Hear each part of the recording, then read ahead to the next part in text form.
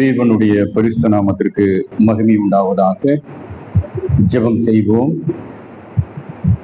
யாரிடம் செல்வோம் இறைவா, வாழ்வு தரும் வார்த்தையெல்லாம் உம்மிடம் அன்றோ உள்ளன.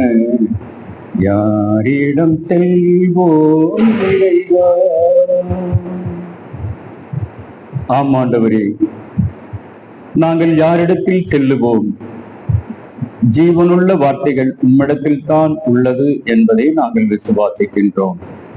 தகப்பனே, இப்பொழுதும் உம்முடைய வார்த்தைகளிலிருந்து ஒரு சில வார்த்தைகளை முன்வைத்து நாங்கள் சிந்திக்க காத்திருக்கின்றோம். இந்த நேரத்தை எங்களுக்கு ஆசீர்வாதமாக்கி கொடுக்க வேண்டுமாய் கெஞ்சுகிறோம். இயேசுவின் நாமத்தில் ஜெபிக்கிறோம் எங்கள் ஜீவனுள்ள நல்ல தகப்பனே, ஆமென்.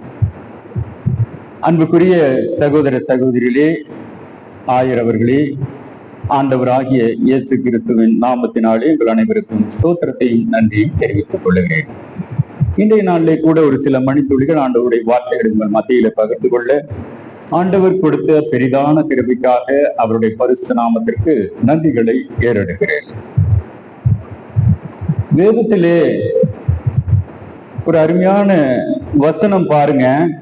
பரிசுத்த மத்தேயு சுவிசேஷம் 5ஆம் அதிகாரம் 48வது வசனம் வாசிங்க.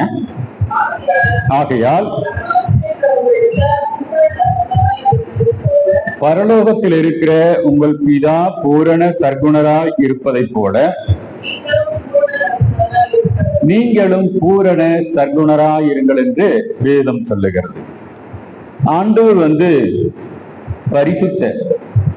அவருடைய பிள்ளைகளாகிய நாமும் பரிசுத்தராய் இருக்க வேண்டும் என்று சொல்லி அவர் விரும்புகிறார். அதை போல ஆண்டவர் பரிபூரணம் உள்ளவர், பரிபூரண தெய்வம்.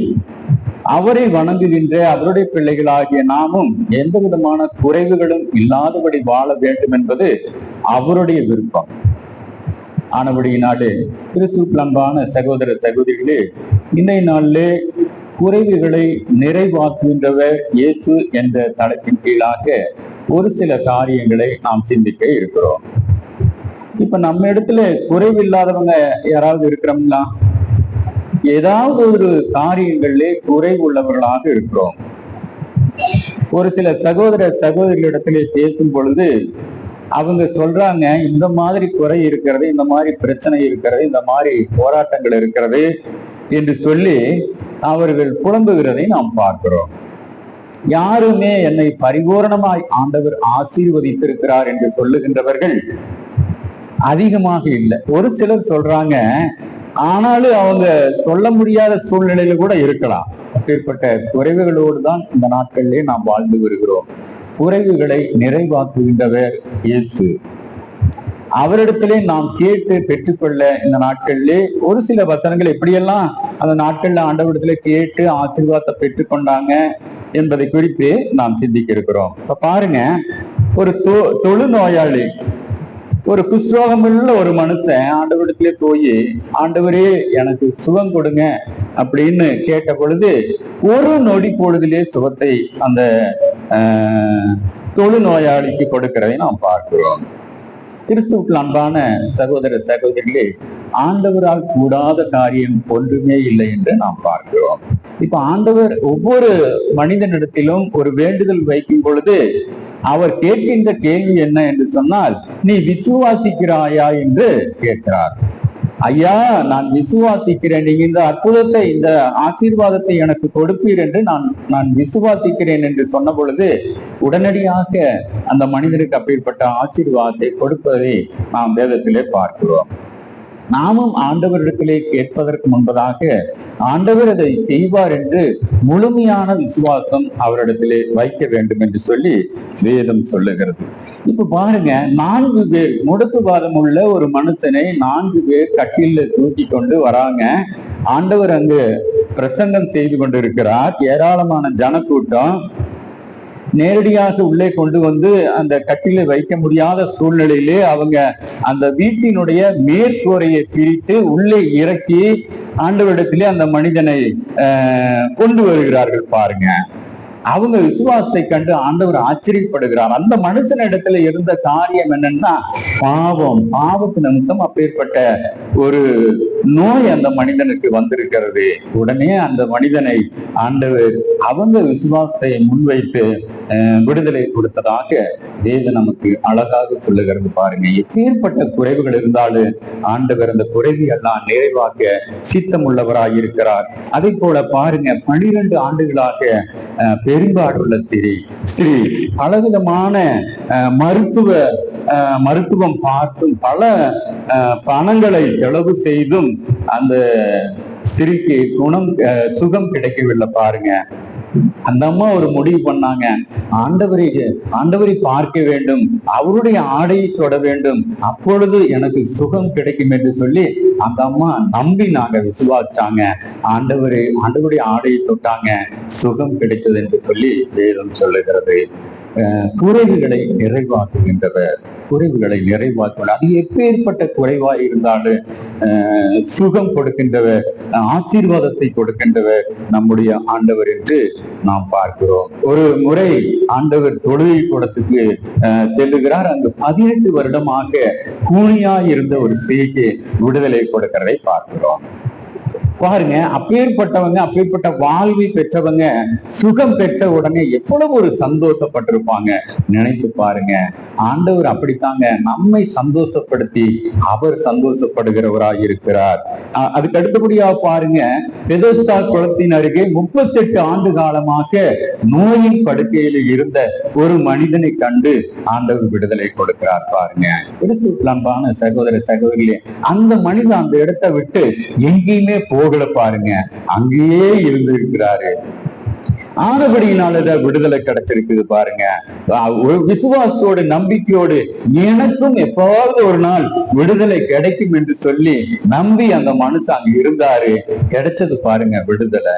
ஆனபடியினால கிறிஸ்து அன்பான சகோதர சகோதரிகளின் நம்மிடத்துல என்ன குறைகள் இருந்தாலும் தொடர்ந்து ஆண்டவரிடத்திலே நாம வேண்டுதல் செய்யும் பொழுது கண்டிப்பாக ஒரு நாள்ல விடுதலை கொடுப்பார் என்பதிலே சந்தேகம் இல்லை. பாருங்க, பரிசுத்த யோவான் எழுதின சுவிசேஷம் 2ஆம் அதிகாரம் 1ஆம் வசனத்தோட ஒரு சில வசனங்களை வாசிங்க.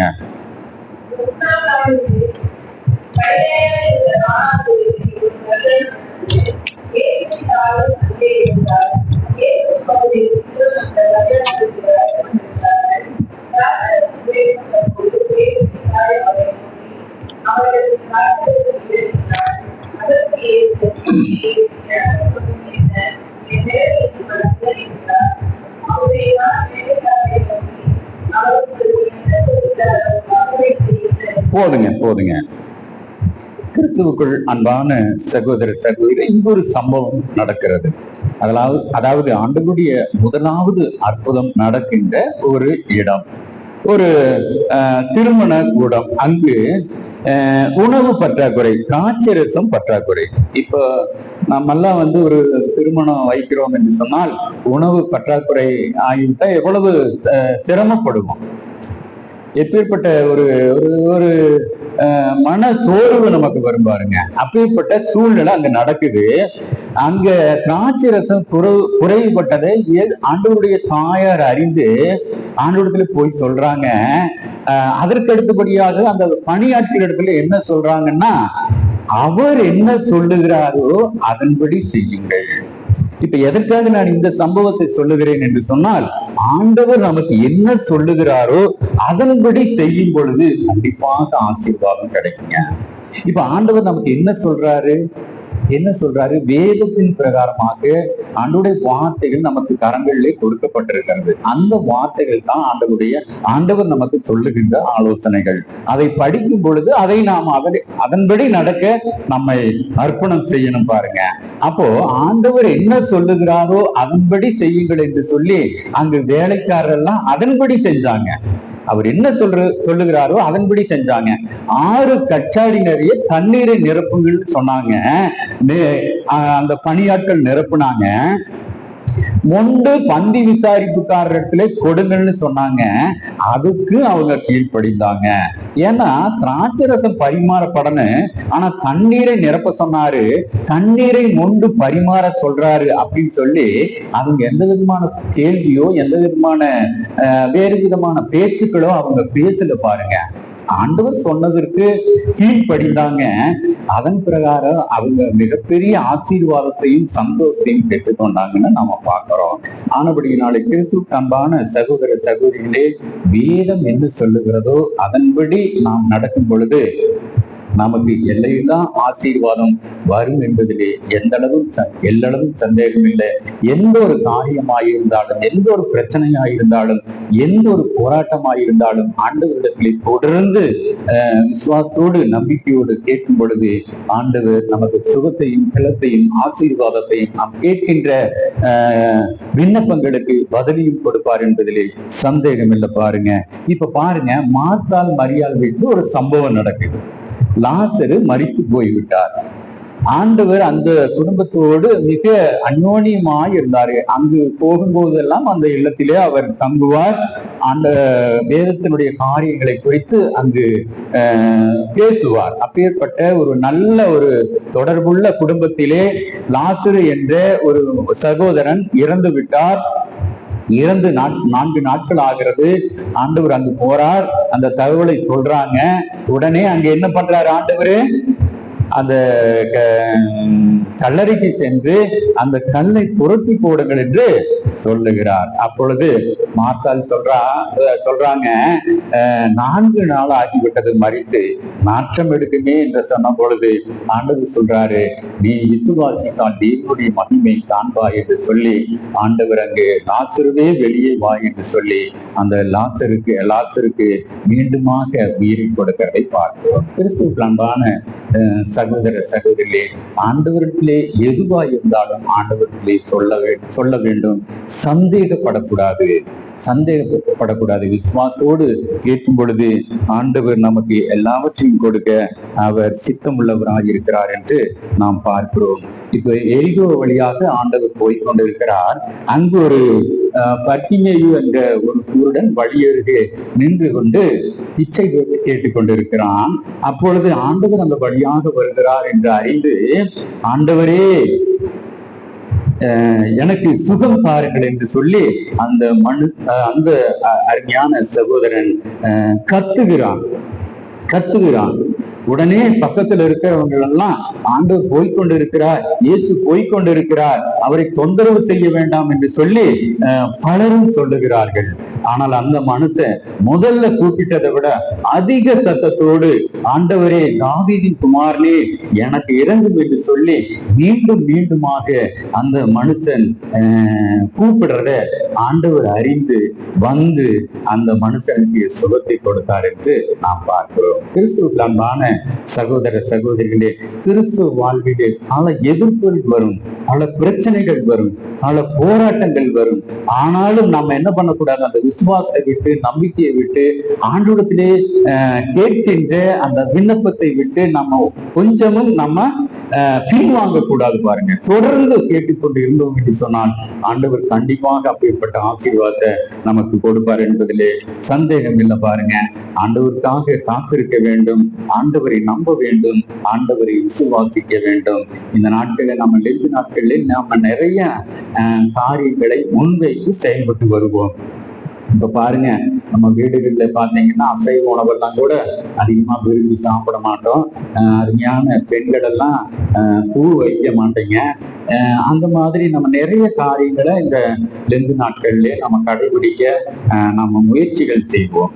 அது ஆவிக்குரிய வாழ்விற்கு அது ஆசீர்வாதமாக இருக்கும் என்று சொல்லி நம்ம நம்புகிறோம். இந்த 40 நாள் மட்டுமல்ல, தொடர்ந்து ஆண்டவருக்கு முன்பதாக அப்பேற்பட்ட நல்ல காரியங்களை, நல்ல எண்ணங்களை நாம் வளர்த்தி கொள்ளும் பொழுது ஆவிக்குரிய வாழ்விலே இன்னும் பலப்படவும், ஆண்டவருக்கு முன்பதாக அவருடைய பிள்ளையாக வாழவும் அது நமக்கு ஏதுவாக இருக்கும். இப்ப பாருங்க, இந்த நாளில் வாசிக்க கேட்ட அருமையான பரிசு மத்தேயு சுவிசேஷம் 5ஆம் அதிகாரம் 44ஆம் வசனத்தை வாசிங்க.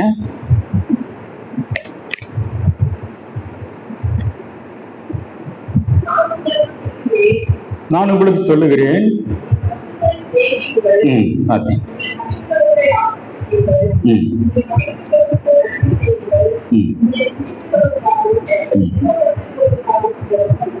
பாருங்க, இந்த காரியங்களை எல்லாம் நம்ம செயல்படுத்த வேண்டும். பாருங்க, இந்த நாட்கள்லயே நம்ம இந்த மாதிரி நமக்கு எதிராக வர்றவங்க, நம்ம சபிக்கிறவங்க, இந்த மாதிரி இருக்கிறவங்களை எல்லாம் நம்ம எல்லோரு இடத்திலும் நம்ம சிநேகமா இருக்கணும், அன்பு செலுத்தணும்.